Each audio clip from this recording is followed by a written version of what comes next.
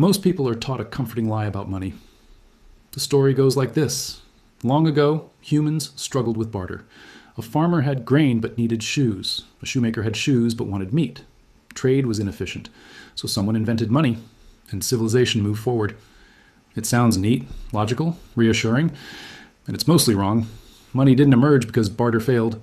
Money emerged because power needed a tool. And once that tool existed, it never stopped shaping who controlled value, labor, and force. Before money, most human societies didn't run on barter at all. Inside small communities, people didn't negotiate every exchange. They relied on memory, obligation, and trust. You gave because you belonged. You received because you were known. Debts weren't written down. They were remembered. Value wasn't abstract. It was social. The system worked remarkably well, as long as a society stayed small. But scale changes everything. As villages turned into cities and cities turned into empires, strangers replaced neighbors. Shared memory collapsed. Trust stopped scaling. Violence increased.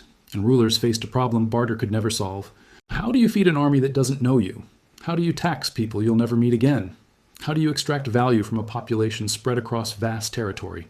That's where money enters the story, not as convenience, as infrastructure. For value to move across distance, it needed a body, something durable, portable, divisible, and something that could be counted without conversation and trusted without memory. Food spoiled, livestock wandered, land didn't move, labor vanished the moment it was used. Metal solved the problem. Copper, bronze, silver. These weren't chosen because they were shiny. They were chosen because they behaved well under pressure. They didn't rot. They could be melted and reshaped. Divided precisely. Scarce enough to matter. Common enough to circulate. Metal didn't just store value. It made value mobile. But it wasn't merchants who turned metal into money. It was rulers. Early states in Mesopotamia, Egypt, and the Eastern Mediterranean didn't need money to trade. They needed money to command. Armies don't fight on promises. Soldiers don't march in goodwill. They need payment. And payment needs to be standardized, recognizable, and enforceable. Once states demanded taxes payable in metal, everything changed. People who once lived largely outside markets were forced into them. Subsistence became obligation. Harvests became liabilities. To obtain metal, peasants had to sell their goods, their labor, or their time. Markets didn't emerge naturally. They were pulled into existence by taxation and power. Money didn't free people from rulers. It made rulers vastly more efficient. This is the part of monetary history textbooks often skip.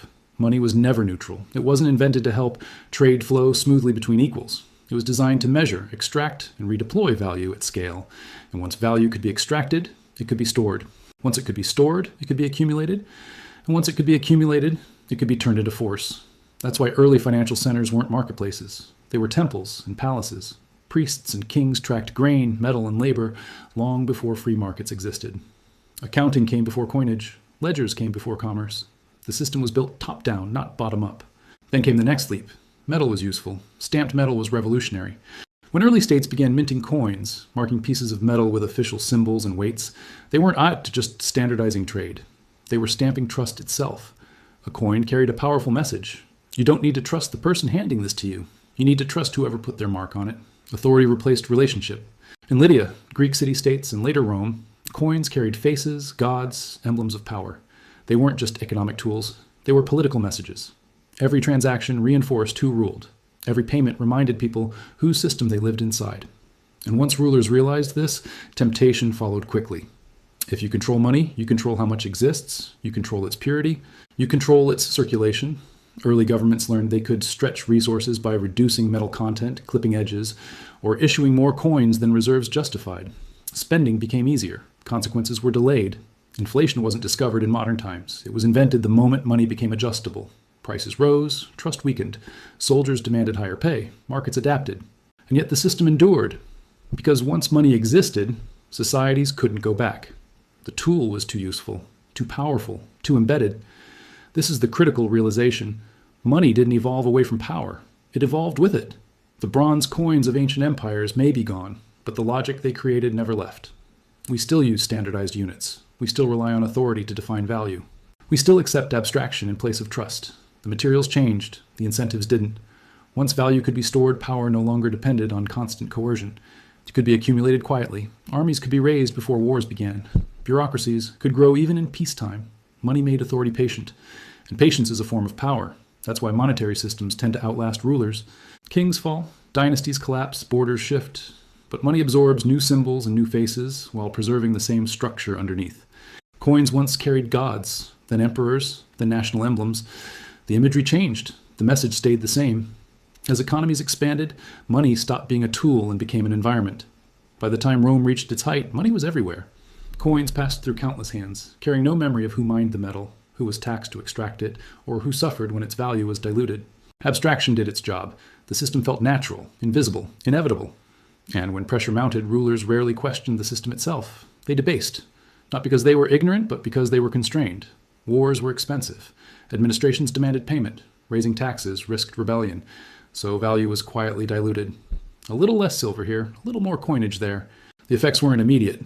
Inflation crept in slowly. Trust eroded gradually. By the time people felt it, the decision makers were long gone. Nothing says stable system like solving short-term problems by borrowing from the future. Sound familiar? Modern money no longer jingles in pockets, but it carries the same DNA. Today's currencies aren't backed by metal, but they are backed by authority, obligation, and enforcement. Taxes are still due. Debts are still payable. Scarcity is still managed by policy instead of nature. The language changed. The structure didn't. Money was never designed to be fair. It was designed to be scalable. That's not a conspiracy. It's history. Understanding this changes how you see inflation, debt, and financial crises. These aren't accidents in an otherwise perfect system. They are features of a structure built to manage large populations, large obligations, and large power imbalances. The system bends under stress, sometimes quietly, sometimes violently, but never randomly. Real financial awareness doesn't come from rejecting money. It comes from understanding what money was built to do and what it was never meant to provide. Money can move value, store labor, coordinate massive systems, but it cannot guarantee fairness. It cannot replace judgment, and it cannot protect those who mistake structure for security. Money didn't emerge to make life easier. It emerged to make power portable. And once power became portable, it reshaped everything it touched. The most dangerous assumption isn't that money is corrupt. It's that money is neutral. History doesn't repeat, but the logic it runs on rarely changes. And once you see that logic clearly, you stop asking why the system behaves the way it does. You start asking a better question. Where do I stand inside it? If this changed how you see money, subscribe to the channel. History has the answers. I'll show you where to look.